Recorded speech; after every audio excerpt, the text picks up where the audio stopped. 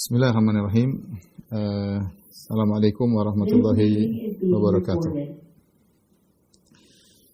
Alhamdulillahi ala ihsanihi wa syukru lahu ala taufiqihi wa amtinanihi wa asyhadu an la ilaha illallah wahdahu la syarika lahu ta'ziman li sya'nihi wa asyhadu anna Muhammadan abduhu wa rasuluhu da'ila ridwanihi. Allahumma salli alaihi wa ala alihi wa ashabihi wa ikhwanihi. Para dokter yang dirahmati Allah Subhanahu wa taala. Alhamdulillah pada kesempatan kali ini kita diberi kesempatan kembali oleh Allah Subhanahu wa taala untuk belajar hadis-hadis Rasulullah sallallahu alaihi wasallam yang telah dipilih dan diseleksi oleh Al-Imam Nawawi rahimahullahu taala 42 hadis alaiha madarul Islam yang ilmu Islam berputar pada 42 hadis tersebut ya. Yang semua hadis tersebut adalah jawami'ul kalim, yaitu hadis-hadis yang lafalnya singkat namun maknanya mendalam. Ya. Kita sampai pada hadis ke-30 ya. Berarti masih tinggal, setelah ini masih ada 12 hadis lagi. Menjadi PR kita bersama ya. Semoga kita bisa dimudahkan menyelesaikan hadis-hadis Al-Arba'in Nawawiyah ya.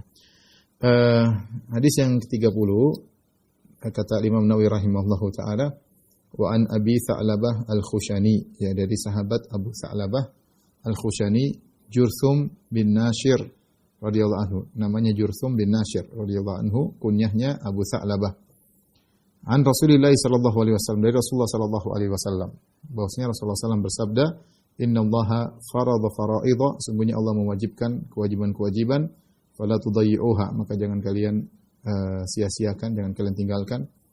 Wa hadda hududan, dan Allah telah memberi batasan-batasan, fala ta'taduha, maka jangan kalian melampauinya. Wa harrama asya'a fala tantahikuha, dan Allah mengharamkan perkara-perkara, maka jangan kalian melanggarnya.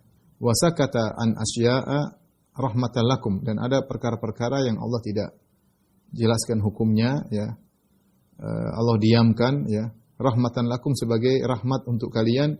Ghairu nisyanin, bukan karena Allah lupa, Allah tidak bahas, tapi memang Allah sengaja sebagai rahmat bagi kalian. Fala tabhatsu anha, maka janganlah kalian membahasnya.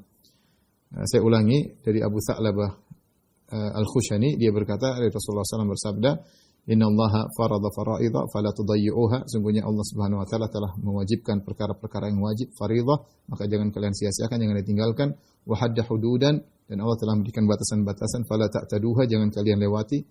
Wa harrama asya'a fala tantahikuha, dan Allah mengharamkan beberapa perkara, jangan kalian langgar. Wa sakata an asya'a, dan Allah mendiamkan perkara-perkara, rahmatan lakum ghairu nisyan, sebagai rahmat bagi kalian, bukan karena lupa.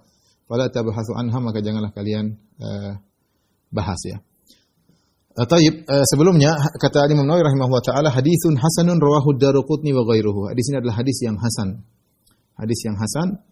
Maksudnya setelah kita membaca penjelasan para ulama, ternyata hadis hasan di sini lebih condong kepada hadis hasan li ghairihi ya. Ini sekedar singkat saja ya. Hadis ini sebenarnya ada bermasalah ya. Jadi hadis ini dari sahabat Abu Tha'labah ya, Al-Khushani. Sebelumnya dia dari perawinya dari Nabi sallallahu alaihi wasallam.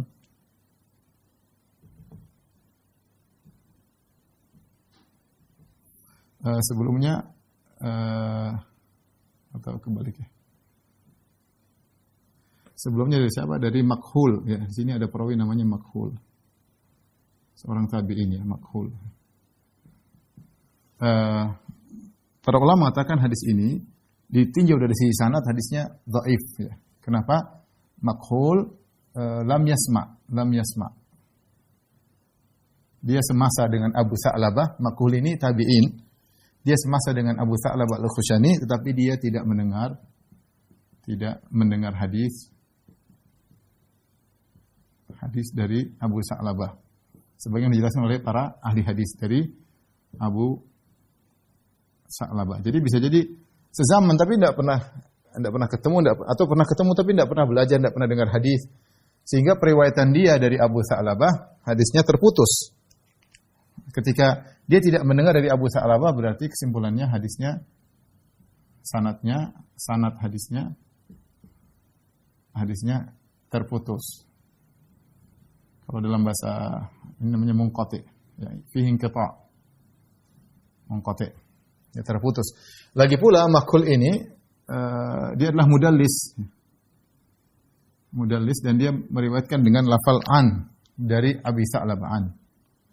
Mudallis ini apa ya? Mudallis ini dia terkadang dia meriwayatkan dari orang lain, misalnya dia si A, ya, misalnya A meriwayatkan dari B, dari C, harusnya begini.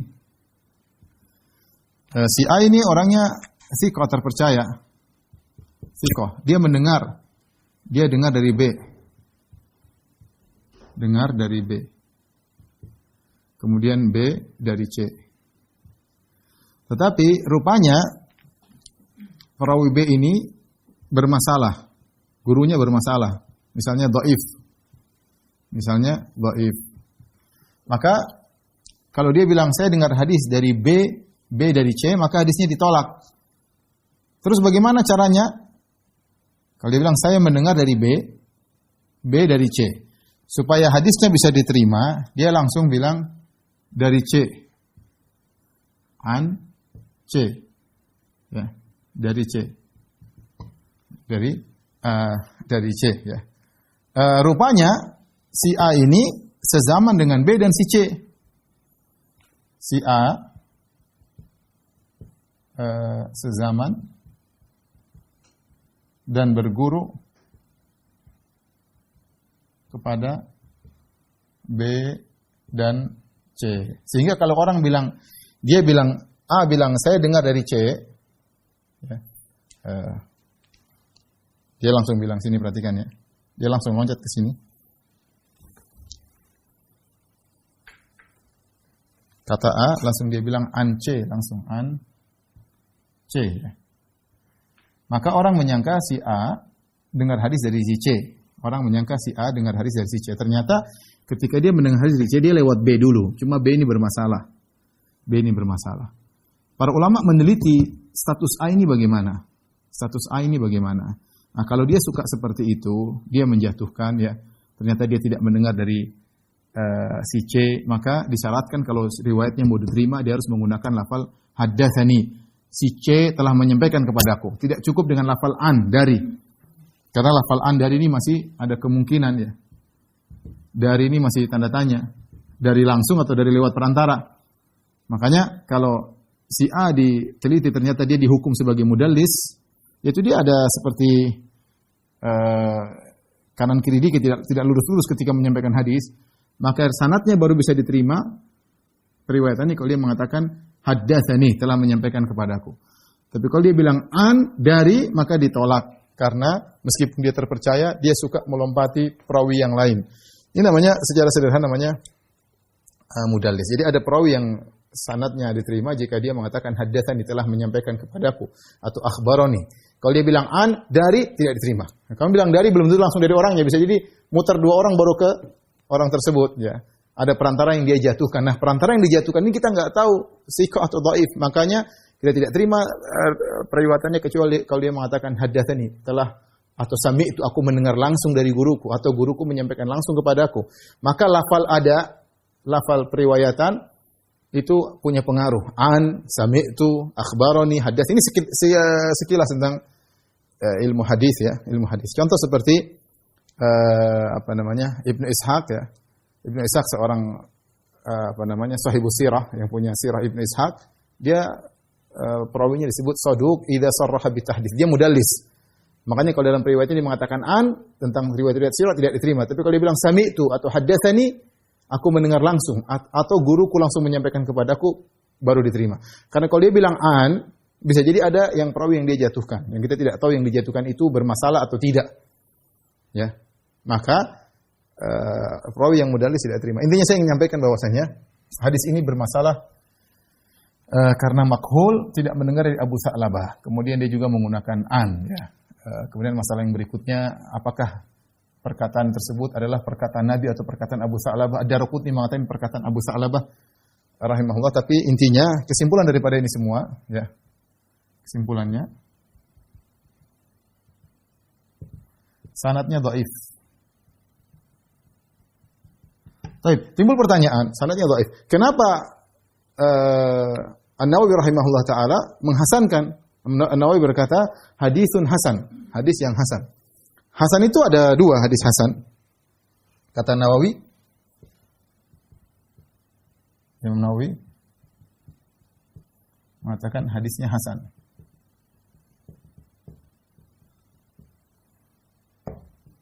Hasan ini kalau kita cek maksudnya adalah hasan li ghairihi. Kenapa hadis ini menjadi hasan? Karena ternyata ada syawahid, ada hadis-hadis lain yang datang dari sahabat-sahabat yang lain seperti dari Abu Darda, kemudian dari Salman dan yang lainnya yang maknanya semakna dengan hadis ini. Sehingga hadis ini kedhaifannya tidak terlalu parah ditambah dengan hadis-hadis dari sahabat-sahabat yang saling menguatkan, maka tadinya dhaif naik menjadi hasan, hasan li ghairihi. Hasan karena didukung riwayat-riwayat yang lain. Ya. Karena didukung riwayat-riwayat yang lain. Sederhananya seperti ini, derajat hadis ya. Ini sekedar pengetahuan saja pada para dokter ya. Ada derajat hasan, sahih. Sahih pertama li dzatihi. Li dzatihi yaitu sendiri zatnya sendiri sudah sahih ya. Dia sudah sahih meskipun bersendirian sudah sahih. Kemudian namanya sahih li ghairihi. Sahih li ghairihi. Yang kedua ya. Li ghairihi. Sahih li ghairihi ini dia sahih karena ada riwayat-riwayat yang mendukungnya. Kalau ini dia sendiri sudah sahih. Sahih li ghairihi yaitu dia dengan tambahan riwayat-riwayat yang lain akhirnya dia menjadi sahih. Tadinya dia tidak sahih, mungkin dia tadinya hasan. Karena banyak riwayat-riwayat akhirnya menjadi sahih. Kemudian derajat berikutnya, ini 1, 2, kemudian 3, namanya hasan. Hasan li dzatihi. Hasan li dzatihi ini perawinya tidak sehebat perawi sahih. Perawi-perawinya, kalau perawi sahih, perawi-perawinya adalah thiqah. Kalau hasan, perawinya saduq. Itu derajatnya di bawah perawi yang thiqah. Kalau thiqah hafalannya kuat. Kalau hasan agak mungkin kurang. Ya. Tapi dia masih dikatakan perawi yang baik ya. Kemudian ada namanya hasan li ghairihi. Yang keempat, hasan li ghairihi. Artinya dia menjadi hasan karena yang lain. Contohnya hadis ini. Ini contohnya. Contohnya. Dia asalnya dhaif karena didukung oleh hadis-hadis yang lain yang semakna dengan namanya syawahid, semakna dengan hadis ini seperti disebut oleh Ibnu Rajab dalam kitabnya Jami'ul Ulum wal Hikam, maka derajatnya jadi lemah, naik menjadi hadis yang hasan ya. Dan ini terkadang perbedaan ijtihad ya. Contoh, saya contohkan hadis-hadis yang tadinya dhaif kemudian diangkat menjadi hasan. Contoh seperti apa? Hadis seperti hadis tentang salat tasbih. Hadis salat tasbih riwayatnya banyak. Tapi dhaif semuanya. Dhaif semuanya. Nah, dhaif yang banyak ini apakah kalau digabungkan bisa terangkat menjadi hasan? Di sini khilaf di kalangan para ulama. Sebagian ulama menganggap hadis tentang sholat tasbih dengan tata caranya yang menghitung tasbih sekian-sekian, ketika rukuk, ketika sujud, ketika berdiri. Sebagian ulama mengatakan hadisnya meskipun dhaif semuanya, tapi karena banyak periwayatannya, banyak jalur, berarti menunjukkan saling menguatkan. Meskipun perawinya lemah, 10 perawinya lemah semua, tapi ketika semua meriwayatkan dengan makna yang sama, maka saling menguatkan, lemah tambah lemah menjadi agak kuat, maka naik menjadi derajat hadis yang hasan, dan itulah pendapat Syekh Albani rahimahullahu taala menghasankan hadis tentang salat tasbih. Sementara sebagian ulama mengatakan tidak, ini hadis tidak bisa naik derajatnya menjadi hasan karena dhaifnya parah-parah semua. Sehingga ada yang mengatakan hadisnya hadis palsu, dan ini khilaf. Ibnu Jauzi masukkan dalam hadis palsu dalam kitab Maudhu'at. Salat tasbih hadisnya palsu karena kedhaifannya tidak bisa terangkat, tidak bisa didongkrak menjadi hasan. Di ghairihi enggak bisa. Contoh lagi seperti hadis tentang salat syuruk ya. Tentang seorang yang duduk di masjid kemudian dia berzikir sampai kemudian waktu syuruk, kemudian dia salat 2 rakaat, maka pahalanya seperti pahala haji atau pahala umrah. Ini juga hadisnya bermasalah semuanya. Datang dalam beberapa riwayat dari, kalau tidak salah, dari Anas, dari Aisyah, dari Ibnu Umar atau dari Abu Umamah, beberapa sahabat saya agak lupa, tapi intinya hadis itu datang dari beberapa sahabat, semuanya bermasalah. Semuanya bermasalah. Nah, apakah ada 4 riwayat atau 5 riwayat ini bisa saling menguatkan sehingga naik menjadi derajat hadis yang hasan, sehingga bisa kita kita yakini tentang hadis tersebut? Maka terjadi perbedaan ijtihad di kalangan para ulama. Kebanyakan ulama mengatakan bisa naik derajatnya seperti Syekh bin Baz, Syekh Utsaimin, Syekh Albani. Mereka mengatakan dhaifnya tidak terlalu parah sehingga bisa saling menguatkan dan naik derajatnya. Sebenarnya mengatakan tidak. Ini dhaifnya parah-parah. Ya, dhaif jiddan, sangat dhaif. Nah, kalau sudah sampai derajat sangat dhaif tidak bisa naik pangkat. Sehingga tetap dihukumi dhaif. Sehingga mereka mengatakan salat isyraq tidak disyariatkan. Ya, ini contoh maksud saya perbedaan masalah hadis apakah bisa naik derajatnya dari hadis yang dhaif menjadi hadis hasan di ghairihi. Ini ada beberapa permasalahan ya, yang dibahas oleh para ulama ya. Atau tolong dihapus. Tapi intinya ini mukaddimah sedikit tentang ada wawasan tentang ilmu hadis ya. Intinya bahwasanya para ulama ahli hadis mereka sangat teliti sampai bagaimana periwayatan. Makanya kalau kita baca buku hadis ada ada haddatsani, ada haddatsana, ada akhbaroni, ada akhbarona, ada amba'ani, ada amba'ana ya. Qala li banyak. Sigoh-sigoh metode penyampaian hadis itu macam-macam dan semuanya ada maknanya. Tidak sama satu dengan yang lainnya, tidak sama satu dengan yang lainnya ya. Kemudian status perawi juga diteliti apakah dia siqah, kalau siqah dia mudalis atau bukan, kalau derajat tadlisnya bertingkat-tingkat, itu semua dibahas oleh para ulama sehingga dikatakan bahwasanya tidak ada dalam agama yang perhatian terhadap sanad kecuali Islam. Sehingga ketika kita bicara hadis bisa dipertanggungjawabkan. Kenapa? Karena perawi-perawinya ada biografinya. Ada biografi. Tapi kalau kita bicara sekarang misalnya, contoh misalnya, konon katanya Sunan Kalijaga bertapa di pinggir sungai, tidak sholat sampai lumutan, kemudian jadi wali. Siapa yang bisa benarkan cerita tersebut? Nah, saya nonton di film, tapi di film mana sanadnya? Ya. Kita tanya sanadnya mana?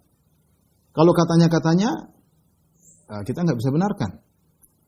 Kita nggak bisa benarkan. Harus ada sanadnya. Kalau dia sebutkan sanadnya dari Paijo, dari Paimen, dari Juminten, dari siapa? Ini biografinya ada nggak?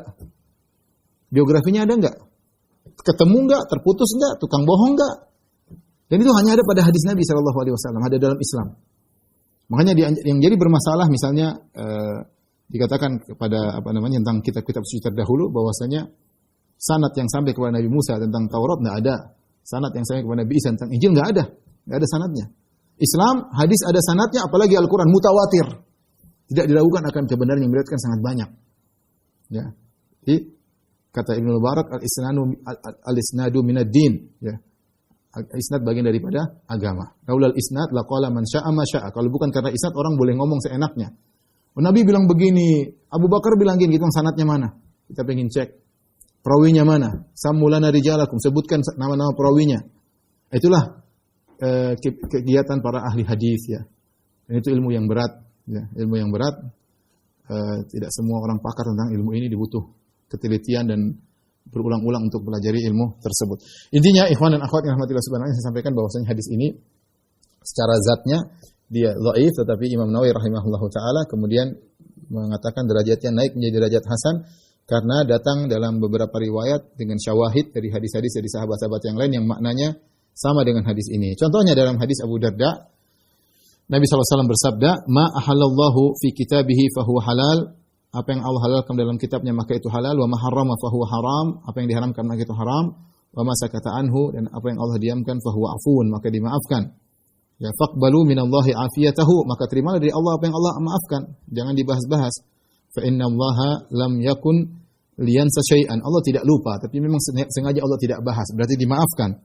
Kemudian Nabi membacakan firman Allah, "Ma kana rabbuka nasiya." Tidaklah Rabbmu lupa. Baik, kita sekarang bahas tentang karena hadisnya hadis yang hasan, ditunjang dengan riwayat-riwayat yang lain, kita bahas tentang konten daripada hadis ini ya. Konten hadis ini adalah tentang klasifikasi perintah-perintah Allah ya. Bahwasanya hukum-hukum syariat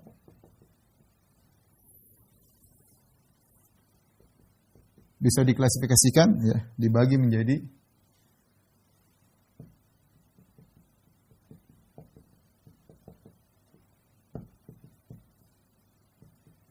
yang pertama adalah al-faraid. Karena Nabi sallallahu alaihi wasallam mengatakan innallaha farada faraid, yaitu kewajiban-kewajiban. Kemudian yang kedua adalah al-hudud. Wa hadda hududan. Al-hudud yaitu batasan-batasan. Apa maksudnya dengan kita bahas insyaallah di sini. Kemudian yang ketiga al-muharramat. Yang diharamkan. Perkara-perkara yang diharamkan. Yang diharamkan. Kemudian yang keempat al-maskut anhu. Yang didiamkan. Didiamkan Allah. Kata Nabi sallallahu alaihi wasallam, "Innallaha farada faraid." Allah mewajibkan kewajiban-kewajiban, fala tudayyi'uha, maka jangan dilalaikan. Wa haddal hududa, dan Allah memberikan batasan, fala ta'taduha, jangan kalian lewati. Kemudian wa harrama asya'a, dan Allah mengharamkan perkara, fala tantahikuha, jangan kalian langgar. Wa sakata an asya'a, dan Allah diamkan beberapa perkara, rahmatan lakum ghairu nisyan, Allah sayang bukan karena lupa, tapi sebagai rahmat bagi kalian, ya. Fala tabahatsu anha, maka jangan dibahas-bahas, jangan dibahas-bahas. Al-faraid, kewajiban-kewajiban, maka seorang yang mengerti akan ini, dia akan selamat dalam kehidupannya. Karena ada kewajiban dia kerjakan, kalau ada batasan dia tidak langgar, kalau ada keharaman tidak dia kerjakan, kalau yang didiamkan dia boleh kerjakan. Dia boleh kerjakan. Dengan demikian, dia akan selamat dalam kehidupan ini, ya. Dari sini al-faraid, kewajiban-kewajiban, ma'ruf yang kita tahu seperti apa, contoh ya. Salat 5 waktu, ya rukun Islam contohnya. Ya, salat 5 waktu. Misalnya kemudian puasa Ramadan, zakat bagi yang zakat, kemudian haji bagi yang mampu. Kemudian misalnya syahadatain, ya. Dan banyak, ya. Hal-hal yang wajib harus kita pelajari, ya. Maka ini semua tidak bisa kita kerjakan. Untuk bisa mengerjakan hadis ini harus belajar, ya. Untuk bisa mengamalkan hadis ini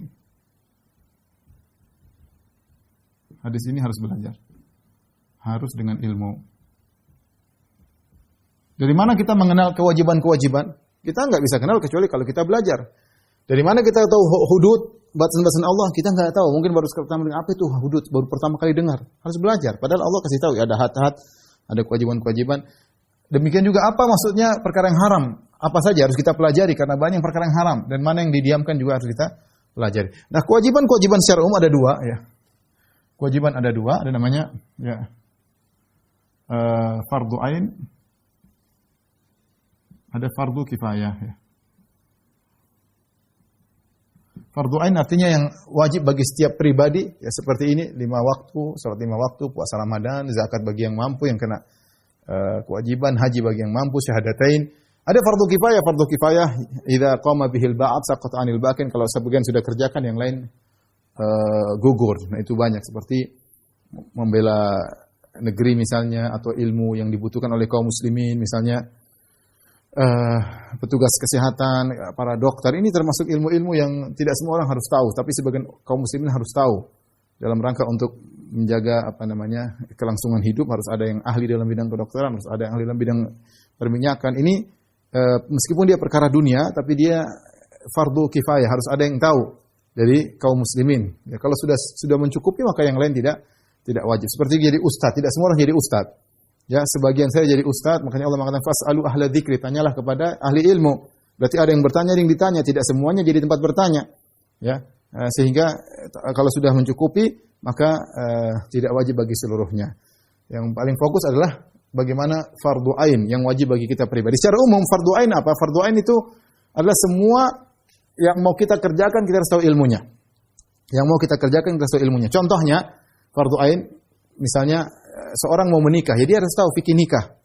Seorang ingin menceraikan istrinya, dia harus tahu fikih cerai. Seorang wanita minta khulu, dia harus tahu fikih khulu. Ya, dia harus ngerti. Karena dia ingin mengerjakan, itu fardu ain bagi dia karena dia akan mengerjakannya. Seorang ingin haji, dia harus tahu fikih haji. Seorang ingin umrah, dia harus fikih umrah. Seorang menjadi qadhi, dia harus tahu bagaimana fikih berkaitan dengan qadhi. Seorang jadi imam, dia harus tahu hukum-hukum sebagai imam. Bagaimana kalau lupa, bagaimana kalau begini, dia harus ngerti. Ya, itu fardu ain bagi dia. Seorang jadi dokter, dia harus tahu bagaimana menghadapi pasien, apa yang boleh, apa yang tidak boleh. Dia harus belajar. Karena berkaitan pekerjaannya, ya.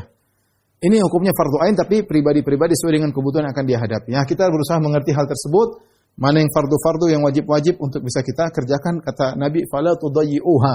Jangan disia-siakan. Karena pahala fardu beda dengan pahala sunnah. Kalau pahala fardu lebih besar disukai oleh Allah daripada sekedar yang sunnah.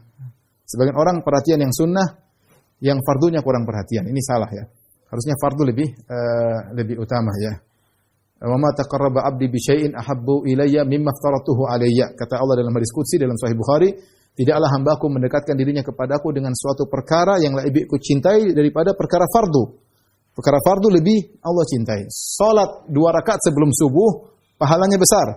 Rakaatul fajri khairun minad dunya wa ma fiha. 2 rakaat sebelum subuh pahalanya lebih baik dari dunia dan seisinya, apalagi salat subuhnya. Apalagi salat subuhnya.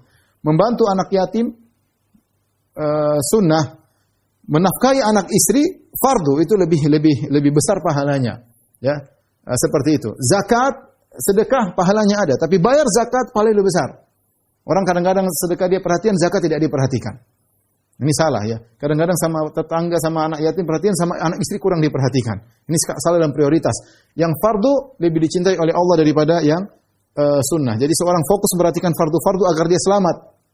Mana fardu kifayah, mana fardu ain. Baik, al-hudud ada beberapa makna.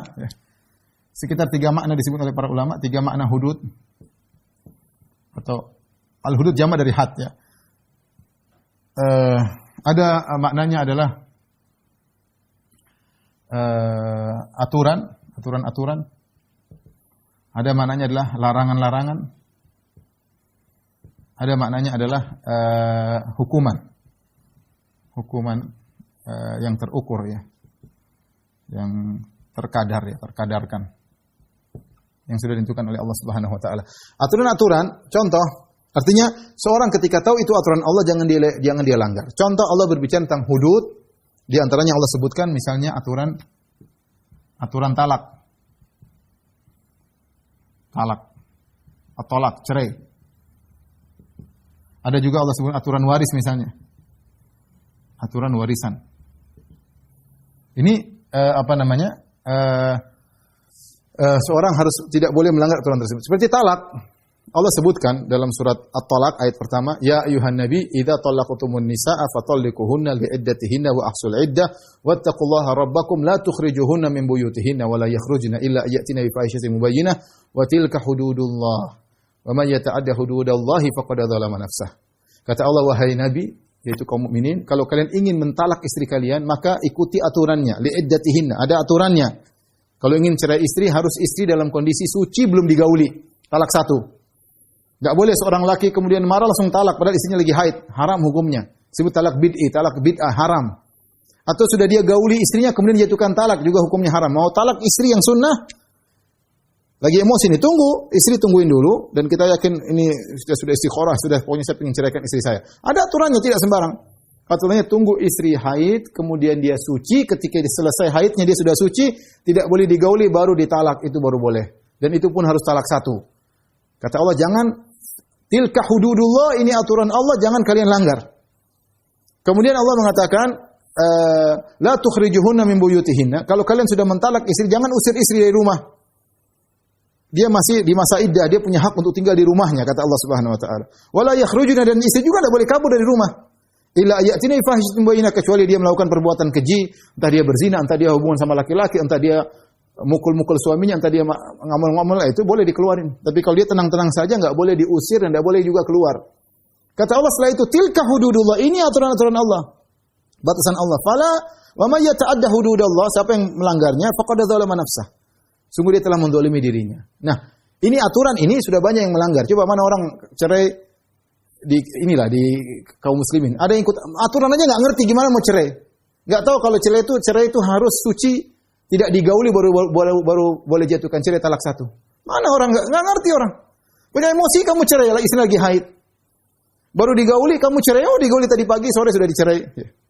Langsung talak 3, bukan talak 3, saya talak 1000 ya gimana? Bahkan belum dicerai sudah dicerai suruh pulang ke rumah, istrinya enggak apa-apa disuruh diusir. Allah mengatakan la tukhrijuhunna min buyut, jangan keluarkan mereka dari rumah mereka. Intinya pelanggaran banyak. Melanggar aturan Allah Subhanahu wa taala. Ya. Contoh lagi, perceraian juga. Allah mengatakan, at-talaqu marratan fa imsakun bima'rufin aw tasrihum bi ihsan. Wala la yahillu lakum an ta'khudhu mimma ataitumuhunna syai'an. Kata Allah, cerai itu 2 kali. Cerai pertama, cerai kedua, cerai ketiga. Kalau cerai ketiga, sudah tidak bisa balik kecuali istri nikah dengan laki-laki lain, digauli, dicerai baru kawin lagi. 2 kali. Kata Allah, fa imsakun bima'rufin aw tasrihum bi ihsan. Kalau kamu sudah cerai istrimu, kemudian kamu balik lagi, kamu harus pegang dengan baik. Kembali dengan baik, bukan kamu kembali kamu hina lagi, kamu dampak lagi, kamu KDRT, enggak. Fa imsakun bima'ruf. Caranya kalau kamu kembali cara yang baik. Au tasrihum bi ihsan. Kalau cerai yang baik-baik. Bukan pukul kepalanya baru cerai, enggak, ngomong baik-baik. Kita harus cerai sepertinya. Ngobrol baik-baik. Cerai baik-baik. Kalau kamu pertahankan istri, pertahankan baik-baik, kalau cerai baik-baik. Dan kata Allah juga, tidak halal bagi kalian mengambil uang yang sudah kalian berikan kepada istri. Sudah dikasih hadiah, dikasih ini, diambil kembali. Tidak boleh. Setelah itu Allah sebutkan di akhir, tilka hududullah, fala ta'taduha. Wa may yata'adda hududallahi fa ulaika humudz zalimun. Inilah batasan-batasan Allah. Jangan dilanggar. Siapa yang melanggar maka dia telah berbuat zalim. Orang melanggar. Cerai kacau, bertengkar, banting-bantingan, lempar-lemparan, cerai. Lempar itu cerai baik-baik enggak? Nabi ketika mau cerai istrinya dia bilang apa? Kemarin tinggal pilih, mau hidup sama saya susah, kalau enggak umatikunna, saya kasih kamu pemberian, kemudian usarrihkunna sarahan jamila. Saya ceraikan kalian dengan cerai baik-baik. Ini tidak dijalankan oleh kaum muslimin. Ketika aturan Allah tidak dijalani, lihat apa yang terjadi. Perceraian mengakibatkan fatal, anak-anak kacau, tidak ada yang perhatian, dendam membara antara bekas suami bekas istri, tidak satu nikah untuk menyikalkan suaminya nikah lagi untuk menyikalkan istrinya, anak-anak jadi korban, pertengkaran melulu. Kenapa? Karena semua melanggar aturan. Yang nikah tidak punya ilmu, yang cerai juga tidak punya ilmu.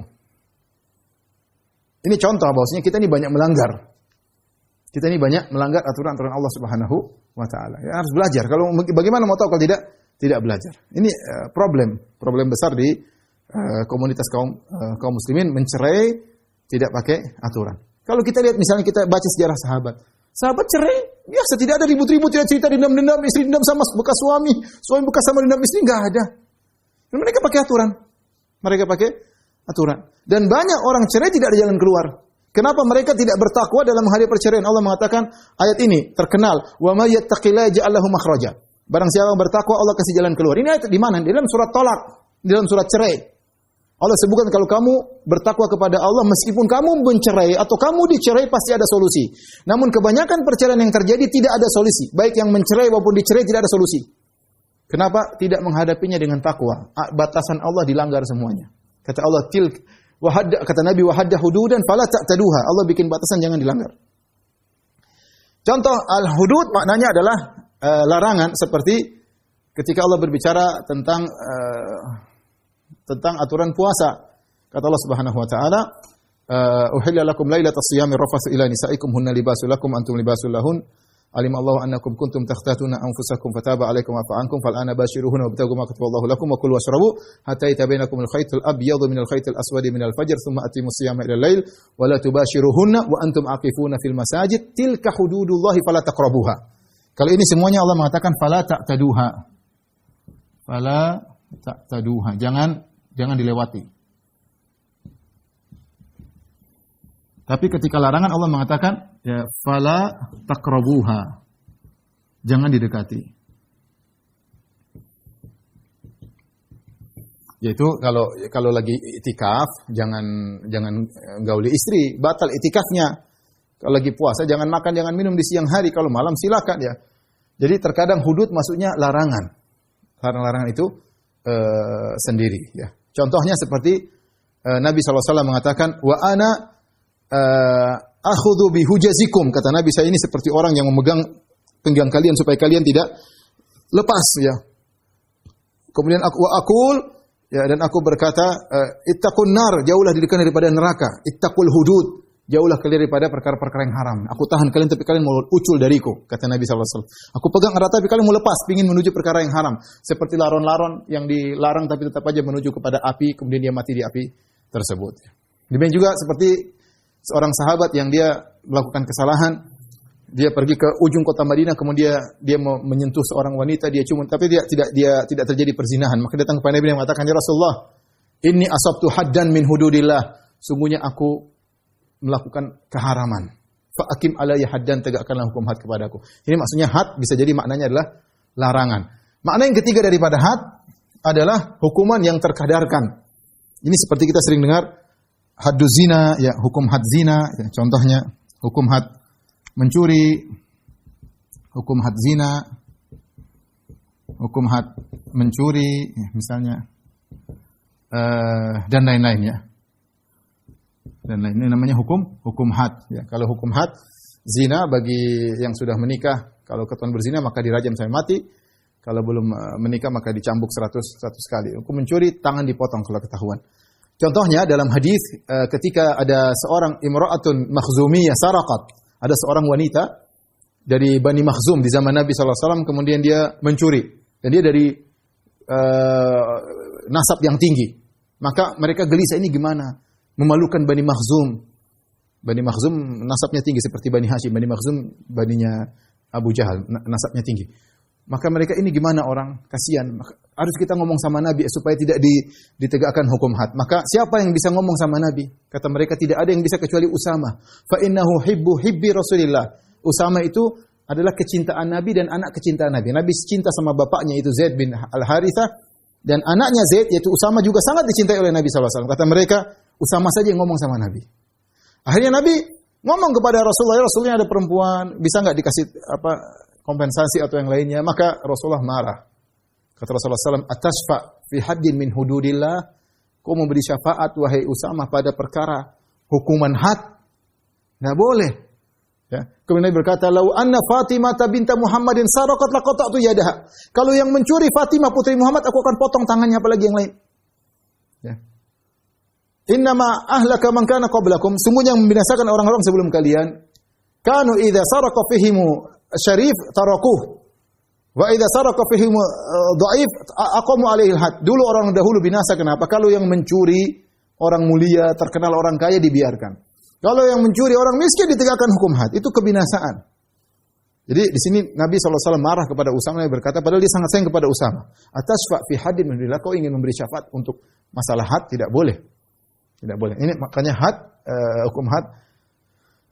Yang dimaksud dalam hadis ini wa hadda hududan fala ta'taduha, maka wallahu alam bisawab adalah ini aturan-aturan, ya. Ini yang dirajikan oleh Ibnu Rajab Al-Hambali. Maksudnya had di sini maknanya aturan. Seperti juga, mohon maaf juga selain talak saya lupa tentang warisan. Dalam surat An-Nisa Allah sebut tentang warisan. Allah mengatakan walakum nisfu ma taraka azwajukum illam yakul lahunna walad wa in kana lahunna waladun falakumur rubu' dan seterusnya. Kalau istri kalian meninggal dan dia punya anak, maka kalian dapat 1/4. Tetapi kalau istri kalian meninggal dia tidak punya anak, kalian dapat setengah dari harta istri kalian dan seterusnya sampai Allah mengatakan tilka hududullah. Di akhir ayat Allah mengatakan inilah batasan-batasan Allah. Ya. Wa may yuti'illaha wa rasulahu yudkhilhu jannah khalidan fiha dzalik wa dzalika wal fawzul azim. Barang siapa yang taat kepada aturan-aturan Allah dalam masalah warisan, ya, maka bagi dia surga dan dia kekal dalamnya, dan ini adalah kemenangan yang besar. Wa may yata'adda hududallah. Ya, barang siapa yang melanggar aturan-aturan Allah Subhanahu wa taala, ya, kata Allah Subhanahu wa taala, wa may ya'sillaha wa rasulahu yata'adda hududahu yudkhilhu naran khalidan fiha walahu adzabun muhin. Barang siapa yang maksiat kepada Allah dan Rasulnya, melanggar aturan Allah, aturan warisan, ya, maka yudkhilhu naran, Allah masukkan dalam neraka jahanam, khalidan fiha, ya, walahu adzabun muhin, bagi dia adab yang menghinakan. Makanya hati-hati. Warisan ini tidak boleh dilanggar aturannya. Allah sudah kasih aturan-aturannya, ini dapat sekian, dapat sekian, dapat sekian, kemudian ada orang tidak setuju. Saya enggak setuju. Saya enggak mau ikut aturan Islam. Saya orang Islam tapi enggak mau. Saya mau ikut aturan yang lain, misalnya hukum yang lain. Enggak boleh. Haram. Neraka, melanggar. Dan orang tidak peduli. Ini sekarang contohnya, harta gona gini, enggak ada harta gona gini. Ya. Ada laki-laki miskin nikah sama perempuan kaya, setelah nikah kemudian cerai, dia minta harta istrinya. Ada yang ngeluh, istri suami saya enggak kerja, harta saya diambil, harta guna gini, ya. Sebaliknya demikian, ada wanita nikah sama suami, dia punya kerjaan, ketika cerai dia ambil harta guna gini dari suami. Enggak boleh, harta suami, harta istri. Enggak ridha, ya, enggak mau, ya. Enggak mau. Enggak mau pakai aturan Islam. Ini contoh tapi bukan warisan. Kalau warisan sebagian orang tidak mau laki-laki sama perempuan satu-satu, enggak boleh satu-dua. Banyak, satu-dua, mau satu-satu enggak mau, harus satu-dua, ribut.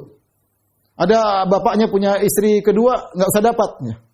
Bapak meninggal, istri pertama yang ngambil semua. Istri kedua enggak dapat, kasihan. Padahal meninggal bersama istri kedua. Istri dua yang dulu ngurus bapaknya. Istri kedua tidak dikasih. Ya Allah, zalim, anak-anaknya tidak dikasih. Batal anak dari bapaknya juga, saudara-saudara sendiri bertengkar. Neraka jahanam, ya. Wa may ya'sillaha wa rasulahu wa yata'adda hududahu yudkhilhu naran. Siapa yang bermaksiat kepada Allah Rasulnya, melanggar aturan warisan, yudkhilhu naran, Allah masuk dalam neraka. Walahu adzabun muhin, bagi dia adab yang menghinakan. Baik. Jadi hudud di sini maknanya aturan-aturan. Seorang di antara sifat Umar waqafan li hududillah. Umar itu kalau sudah ada aturan dia tidak mau melanggar. Selalu ikut aturan. Kalau bahasa kita apa? Kalau bahasa Arab nizami, ikut aturan. Aturan Allah ya diikuti. Jangan dilanggar, yang boleh-boleh kerjakan, yang enggak boleh. Jangan. Yang berikutnya perkara-perkara yang haram. Kata Nabi wa harrama asya'a. Ya, fala tantahikuha. Allah haramkan perkara yang haram, maka jangan dilanggar. Kita harus belajar. Di antaranya pelajari dosa-dosa besar seperti karangan Al-Imam Az-Zahabi rahimahullah, judulnya Al-Kabair. Situ 70 dosa besar. Dosa pertama, dosa kedua. Kita hindari, oh ini enggak boleh, oh ini enggak boleh, ini enggak boleh. Meskipun kita senang, oh enggak boleh. Oh ini enggak boleh ya, enggak boleh. Fala tantahikuha, jangan kalian langgar. Banyak hal, namanya maksiat menyenangkan. Makanya Nabi SAW mengatakan, huffatin nar bis syahwat. Neraka diliputi dengan perkara yang syahwat. Kalau mau masuk neraka pasti lewat yang syahwat-syahwat, enak-enak. Cemplung neraka. Wa huffatil jannatu bil makarih. Surga diliputi perkara yang tidak disukai. Kalau mau masuk surga memang perkara yang disukai lewati.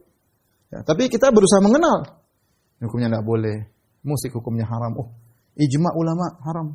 Puluhan ulama mengatakan ijma musik haram. Ulama Syafi'i semua mengatakan musiknya haram. Dalilnya ada, Al-Qur'annya ada, hadisnya ada. Ada yang bilang enggak apa-apa. Sudah cek. Ternyata Ibnu Hazm misalnya, Ibnu Hazm mendhaifkan hadis padahal hadisnya juga disahihkan oleh Imam Al-Bukhari. Mana lebih jago hadis? Imam Bukhari. Para ulama ahli hadis juga mensahihkan hadis ini. Ijma ulama. Tapi dia ikut hawa nafsu misalnya. Ya. Kalau dia benar-benar mujtahid, ahli ilmu ya boleh-boleh saja. Tapi kalau dia sudah tahu ini benar dia tinggalkan. Nah, ini repot. Allah Maha tahu isi hati manusia. Seorang waspada ya. Banyak hal yang kita sukai ternyata haram. Banyak. Tinggalkan pelan-pelan. Kalau nggak mampu langsung pelan-pelan. Tapi ada progres menuju pada meninggalkan maksiat-maksiat tersebut. Apalagi baru ngaji mungkin, ternyata kesana nggak boleh. Kanan kiri kena, bukan kanan kiri. Oke, kanan kiri apa kena, maju depan kena. Ini nggak boleh, itu nggak boleh. Tapi insya Allah bisa dijalankan. Ya. Tidaklah Allah haramkan perkara-perkara kecuali demi kemaslahatan kita, demi kebahagiaan kita di dunia sebelum di akhirat. Kemudian al-maskutu anhu, yang didiamkan. Kalau didiamkan oleh Allah nggak usah dibahas, nggak usah dibahas. Terus bagaimana hukumnya? Hukumnya ya boleh, hukumnya boleh. Syekh Utsaimin rahimahullah ketika dia membahas tentang ini dia contohkan misalnya masalah rambut di badan, hukum rambut di badan. Hukum rambut atau bulu di tubuh. Ada 3 model. Yang pertama, yang diperintahkan dipanjangkan. Tidak dicukur ya. Tidak boleh dicukur. Kemudian yang kedua, yang diperintahkan dicukur. Sebaliknya. Yang ketiga yang didiamkan. Yang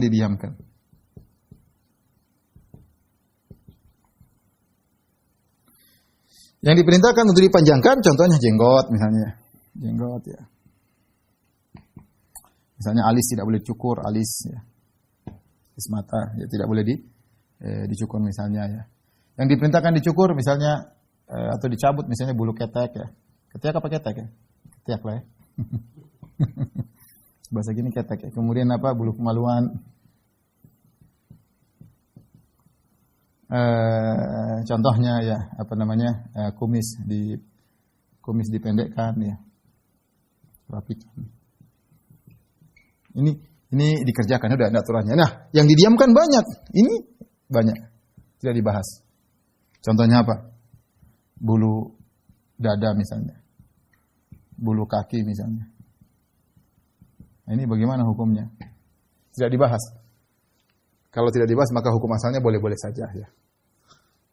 Kalau perempuan misalnya banyak bulunya pengen dicukur ya boleh-boleh saja, nggak ada masalah. Yang mau tidak dicukur juga nggak apa-apa. Tapi intinya contoh yang didiamkan.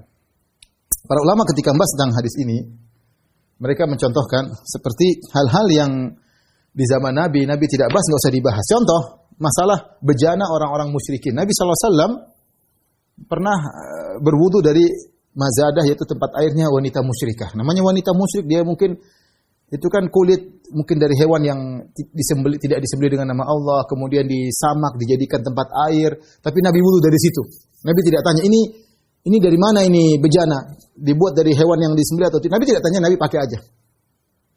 Ya berarti sudah, kalau Nabi tidak tanya-tanya sudah. Contoh lagi seperti dalam peperangan. Mereka ketika berperang dapat ghanimah, terkadang dapat baju dari kulit atau apa dari yang mereka orang kafir nyembelih tidak disebut nama Allah Subhanahu wa taala, tapi diambil dan dibagi-bagi. Contoh, ini contoh, maksudnya Nabi tidak tanya-tanya. Sama Nabi SAW ketika di Madinah, Rasulullah SAW berinteraksi dengan orang Yahudi. Orang Yahudi terkenal makan riba. Akaluna lisuhat wa akhdhihimur riba, tukang makan haram. Nabi bilang, Allah bilang, akaluna lisuhat, tukang makan haram. Kemudian wa akhdhihimur riba, tukang ambil riba. Tapi Nabi dikasih hadiah sama orang Yahudi, Nabi makan. Nabi tidak tanya ini bagaimana.